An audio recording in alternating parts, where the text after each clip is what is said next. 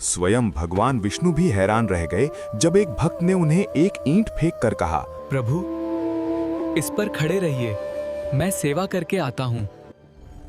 और भगवान आज भी उसी ईंट पर खड़े हैं। यही है पंढरपुर के विट्ठल की अद्भुत कथा। उस भक्त का नाम था पुंडलीक। कभी वो कठोर स्वभाव का था और अपने बूढ़े माता पिता से उसे चिढ़ थी। पत्नी के कहने पर उसने उन्हें नौकरों जैसा जीवन दे रखा था। वो ताने देता था कि तुम बस बोझ हो। एक दिन वो तीर्थ यात्रा पर निकला और माता पिता को भी साथ ले गया, लेकिन सेवा के लिए नहीं बल्कि सामान ढोने के लिए। रात को जंगल में विश्राम किया, खुद तो गर्म कंबल में सो गया और माता पिता को ठंड में छोड़ दिया। आधी रात उसकी नींद खुली तो उसने देखा 3 दिव्य स्त्रियां आईं।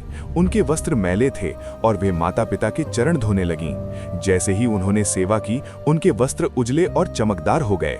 पुंडलीक ने पूछा, आप कौन हैं? उन्होंने कहा, हम गंगा, यमुना और सरस्वती हैं। लोगों के पापों से हम मलिन हो जाती हैं, पर इन वृद्धों की सेवा से हम फिर पवित्र हो गईं।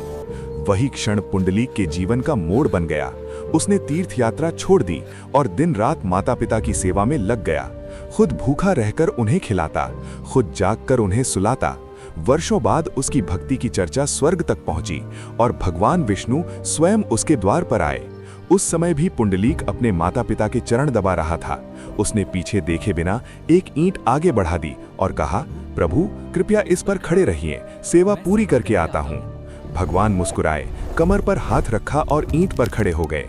सेवा पूर्ण होने पर भगवान बोले, माता पिता की सेवा मेरी पूजा से भी बड़ी है। मैं यहीं खड़ा रहूंगा ताकि संसार सदा याद रखे। आज पंढरपुर के विट्ठल मंदिर में भगवान की मूर्ति उसी ईंट पर कमर पर हाथ रखे खड़ी है और ये कथा हमें सिखाती है कि सच्ची भक्ति सेवा में ही है।